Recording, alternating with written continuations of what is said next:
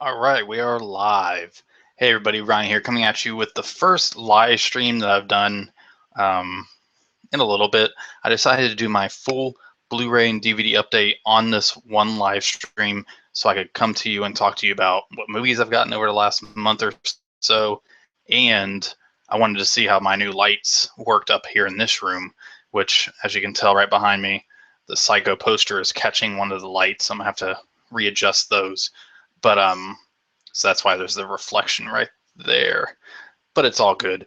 And also, I wanted to come at you with a little channel update. Starting this coming week, I will be starting a brand new schedule on my channel. What is it going to be? Well, Mondays, my Michael Keaton series will continue every Monday. So, Michael Keaton Monday. Also, on Wednesdays, I'll be going over a Criterion in my collection. So, it's going to be Criterion Wednesdays. And on Saturdays will be Seinfeld Saturdays, and that's where I'm going to be finally going episode by episode through the entire series. For those of you who know me, know that it's been my all-time favorite show since I was little, and I've been trying to do a full-on series review of it since I've had my channel. I've had multiple pilots that I've done that have just failed, but yeah, so I'll be starting that up again every Saturday. And with all these series that I have a month already in the can and scheduled to go up. So starting tomorrow, you'll get Michael Keaton Monday. Starting Wednesday, you'll get get Criterion Wednesday. And on Saturday, we'll start the Seinfeld Saturday. And of course, there's going to be other videos in between, but definitely those are going to be the days that are going to have set series, and that's going to go as long as those series last. So I'm very much looking forward to those, and I'm looking forward to sharing them with y'all.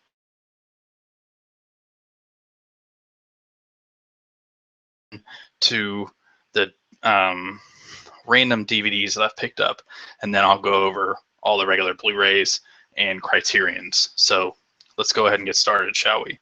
Some of these I'm not sure if I've showed off in a video on my channel before. I've showed off maybe one or two of these in a Saturday Night Insanity on Zara and Isaac's channel. So if this is the second time you've seen this, you've seen me show these off, I'm sorry. I just wanted to kind of do a collective update. So my birthday's coming up on September 20th, so I'm trying to get everything I've gotten before that. So when my birthday comes, I'll be able to start sharing with you what I got for my birthday and with birthday money, etc. So let's go ahead and get started. First up, I forgot how cheap I got this from. I think I got it from Walmart for like $3 or something like that. And that's Shaft with Samuel L. Jackson. I'm a huge fan of the Shaft films. I love all blaxploitation films. Huge Samuel Jackson fan, and I love John Singleton too. And so I remember seeing this when it came out, and I loved it. Christian Bale plays a villain in this, and he plays a excellent villain. Pretty sure this came out the same year before or year after American Psycho. So, but this is a brilliant film. I love it. Definitely has its flaws, but it's still a really fun action crime drama film. So, yeah, Shaft. Next up is a film that is terrible, but I love it. And it's mainly for nostalgic reasons, and that is Super Mario Brothers. It's a blast. This is a terrible, terrible movie, but it's just fun, very nostalgic. I watched it like last week, and I don't know, it's just pure fun to me. I enjoy it. And so I picked this up from Walmart as well. Was that Walmart? Yeah, Walmart. Next up is a film that I've loved since it came out, and the DVD was only like $1 at Movie Stop, so I picked it up. I need to get the Blu-ray of it eventually, and that's U.S. Marshals. Great, somewhat sequel to The Fugitive. It's not a sequel in terms of story or narrative, but it's a sequel that with the characters. Now, this film is interesting because it is basically Tommy Lee Jones plays the same character that he did in his Oscar-winning performance in The Fugitive, but there's certain things that this character does that's different than the Samuel Gerard character from The Fugitive. So it's definitely like just one of those sequels that it's just a sequel with the actors, even though they're supposed to be playing the same people. I don't know. It's a great movie. I love it, but the flaw of this film is that it tries to duplicate certain aspects of the first film. It's in a way almost kind of like how Home Alone 2 is in regards to the plot compared to the first film. There's a lot of similarities. That's what this film tries to do, but there's also this cool complex murder mystery surrounding you know people at United Nations, and I feel like that plot would have been so much better if they would have kind of gotten away from some of this fugitive type stuff that they I mean, I'd still really enjoy this movie, even though it's full of flaws like that, where it could have been a little bit more original and stand on its own, and it would have been a lot better. But I still really like this movie, and I'm glad I found it for like $1, which I'll pick it up on Blu-ray whenever I see it. So next up is a film I was late to. Like I've always seen the iconic scenes in the film, but I never got around to watching it. And it's a film I caught on Comcast On Demand, and I was actually blown away by how much I enjoyed it. I knew I was going to probably like it, but I thought it was going to be way more of an entertaining type film, but it ended up being a really good drama. Gritty, dark, and what I like in a 70s type film, and that is Saturday Night Fever. I saw the HD version on Comcast On Demand, and I saw this at Movie Stop for really cheap, so I picked it up. I'll eventually get the Blu-ray of it, but I just really liked this 25th anniversary DVD cover. It's really thin though, which is all right, but yeah, Saturday Night Fever. Next up is a film I still have not yet watched. Actually, let me show this one first. Another one I got at Movie Stop for like $1.99, I think, was In Cold Blood. I've always enjoyed this film, and I really love the book. And literally the next day after I got this film at Movie Stop, Criterion announced that they're coming out with it. So I'll be rebuying it on Criterion. Yeah, great film. I love it. All right, the next two films are films that I have never seen. I think I've seen parts of this one, but I got these two from where did I get them from? Big Lots. I got them from Big Lots. So I'm talking about Cobra with Sylvester Stallone. Been wanting to see this. I've seen parts of it. I've been wanting to watch it fully, so I picked it up for $3 from Big Lots. And then next up, I'm a huge fan of Cormac McCarthy. I love his books. This one was one of the books that I really loved the most, and I was really excited when I heard that James Franco is directing and starring in a film based on the novel. And so, what am I talking about? Child of God. I haven't seen this film, but I've read the book, and I really love the book. So I'm really looking forward to checking this out. And yeah, I picked this up for like $3 as well. All right, that's it for the miscellaneous DVDs. So now we're going to go into some. First up, let's go into some Batman stuff, shall we? First up, I got Batman: Mask of the Phantasm. I'm really wishing they would hurry up and come out with this on Blu-ray. I think it deserves the high def treatment, and this is just a masterpiece of a Batman film. It's so good. I'm sure I'm preaching to the choir about it, so sorry. But yeah, it's only like $4 or something like that on Amazon, and I was having a trial period. Next up are two Blu-rays. I finally upgraded these two films to Blu-ray. I have countless editions of the other films, but not these two. And what am I talking about? I'm talking about Batman Returns and Batman Forever. I love both of these films. Yeah, I've done plenty of videos on Batman Returns. I'm actually getting ready to do a Batman Returns video for Michael Keaton month, or my Michael Keaton series that I'm doing. So I'll talk more about that then. Batman Forever, it's a film that I really love. It's definitely flawed for a Batman film, but I really, really enjoy it. Batman and Robin is one that I could watch, but it's to me, Batman and Robin is just it's kind of a terrible movie, but it's still entertaining to me. But Batman Forever I thought was a perfect mix of the campiness and the over-the-top direction by Joel Schumacher that he was going for, and the drama. I thought it was a perfect mix of it for this type of film. I thought Batman and Robin went way overboard. So that's these two. Let me put all these back in my bag so when I go downstairs, I don't fall down the stairs. This is a bag I've had for like 5 or 6 years. It's a Criterion tote bag. It's really worn. But usually when I make these videos and I travel around with my movies, this is what I put them in. So let me put these back in here. I would edit this out if it was a regular video, but I wanted to do it live today. Today is actually tonight. It's after 9 o'clock. So, all right, next up we have, let's go ahead and get into Blu-rays, shall we?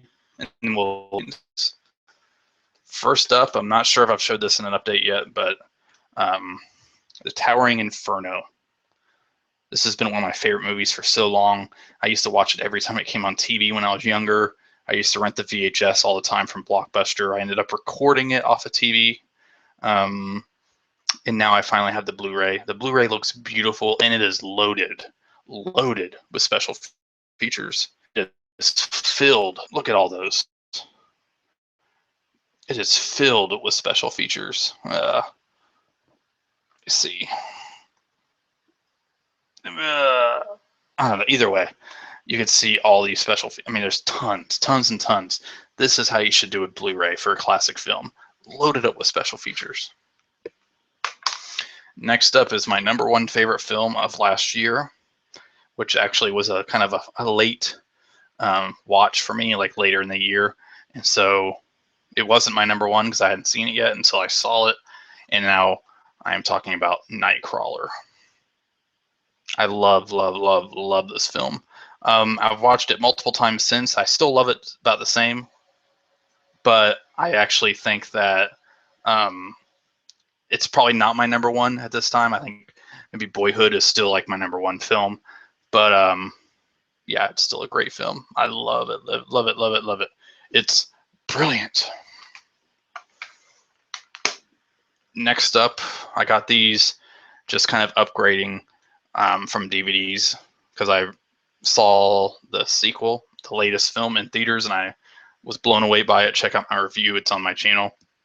And I'm talking about Mission Impossible.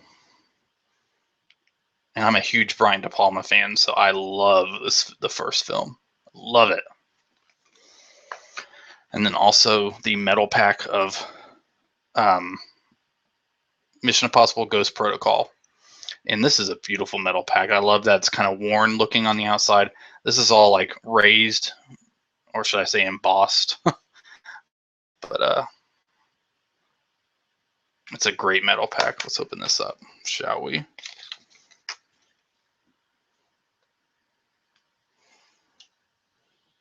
Yeah.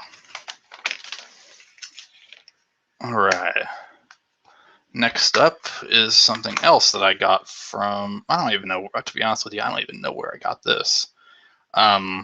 This movie I saw in theaters. I loved it. I was blown away by it. And then I found out that the guy who wrote it and who kind of came up with the whole thing, it's based on his play. It's the same guy who created House of Cards for U.S. television, or for U.S. Netflix. He didn't create the story per se because it's based on, you know, the original UK miniseries, which is based on a novel or a series of novels. But he wrote and helped create House of Cards. But he wrote this, Ides of March. I'm a political thriller junkie, so this went right up my alley. Saw this in theaters and loved it. And definitely underrated. I think when it came out, people were kind of disappointed in it because it was directed by George Clooney and they thought it was going to be a masterpiece of epic proportions. And it has some flaws, but I think it's, brilliant. I love it. And it was a brilliantly directed film. These next three things are things that I bought from my buddy Robbie Webster here on YouTube. He's selling some of his collection, so I went ahead and said, hey, mark me down for some. And the ones that I chose are, let's go ahead and start, Slingblade. I like the way you talk, boy. That was a terrible impersonation. This is a brilliant film. Billy Bob Thornton knocks it out of the park. In my opinion. So definitely, if you haven't seen this, you should check it out. Oops. Next up is one of my favorite movies of the last, I'd say, 10 years, and that is Roman Polanski's The Ghost Rider. This film is a masterpiece, in my opinion. It is near perfect, if not perfect, in my opinion. I think it's a perfect film. Very well written. It was actually written by Robert Harris and Roman Polanski. So, and Robert Harris is the one who wrote the book. What was the name of the book? The Ghost. Let me see. The Ghost. Yeah. And this is a beautiful film. Every shot. It's a dark film, but every shot is such a beautifully framed shot. How many times can I say shot while talking about a film? Drinking game, everybody. Next up, we have The Wedding Singer. I'm a huge Adam Sandler junkie, so I had to pick this up when I saw he was selling it. So let's go ahead and put these back in my bag. And next up, I have some Criterions that I want to show off, and that'll be it for this update. And I'm telling you, I'm getting a bunch of stuff for my birthday, and I've been saving up some money to get some stuff too. So it's going to be a pretty epic month. First up, I ordered this earlier in the month, got it, and it was damaged. And it's Wages of Fear, one of my favorite Criterion releases. I just love this film so much. And when I got it, it was damaged right here. You see, that case, it's cracked, and so it's like, and if you spend money on a Criterion, you want to make sure that it's top of the line quality. And so it's like all hanging off right here and stuff. So they sent me a new one recently, and so I'll be mailing this one back. And here it is, in perfect condition. Basically, if you guys don't know, this film, which you need to see, is about a group of men who are just driving a truck full of explosives over rough terrain, and it's just so tense. The movie takes about 45 minutes to kick off the actual story because it takes a lot of time doing character development, which is well worth it because you want to get to know these characters so you could feel the stress that they do. And then for the final 2 hours, it's just pure suspense. Is the truck going to blow up? I mean, it's crazy. Such a great film. And these last two are Criterion DVD.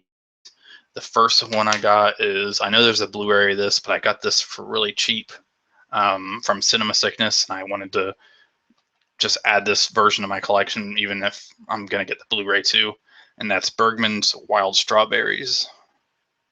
This is definitely one of his most accessible films. Not my favorite film of his, but I love it. I love it, love it. My favorite film of his, I love Fanny and Alexander, and I really love I love The Seventh Seal as well. I don't know, I just love so many of his films, but Wild Strawberries is definitely one of his best, but not one of my favorites of his. Definitely, it'd still be in my top 5 of favorite films of his, but there's some that are better. A lot of people consider this his best, but I think it's the easiest of his films to watch. And then last and certainly not least is The Killers. And this is actually 2 films. The first one is directed by Robert Sidemak, something like that. And the second one is directed by Don Siegel. And the first film came out in 1946, and the second one is in 1964. And it's all about, you know, the short story. I'm pretty sure it's a short novel by Ernest Hemingway, and it's just two different versions, or two different adaptations. So yeah, more Criterions to add to my Criterion collection. Lee Marvin right there. There we go. Is that what's her name? Yeah, that was Ava Gardner. Yeah. So yeah, that is my Blu-ray and DVD update. And once again, look forward to all those new series on my channel. Mondays, Michael Keaton Mondays, will be continuing. Beetlejuice will be going live tomorrow at noon. So get ready for that. So Michael Keaton Mondays, Criterion Wednesdays, where I talk about a Criterion Collection film and just talk about it. Some are going to be well known, some are going to be lesser known. And then on Saturdays will be Seinfeld Saturday, where I go through the entire series episode by episode and talk about it. Since it's been my favorite show my whole life, I have plenty of stuff to talk about it. And yeah, I'm pretty sure I may be the only YouTuber that I've known so far that actually that's going to be going through each video is going to be dedicated to an episode. And I have the first 30 videos already filmed, and the first half of those are already uploaded and scheduled to go. So very excited about that. And then all my other videos like vlogs and Friday night rituals and stuff will be all in between, but I'll have those 3 set series that will be scheduled to go live at that time. So thank you guys so much for watching, and be sure to comment down below, like this video, and thank you guys so much, and I will see you in the next video. Bye.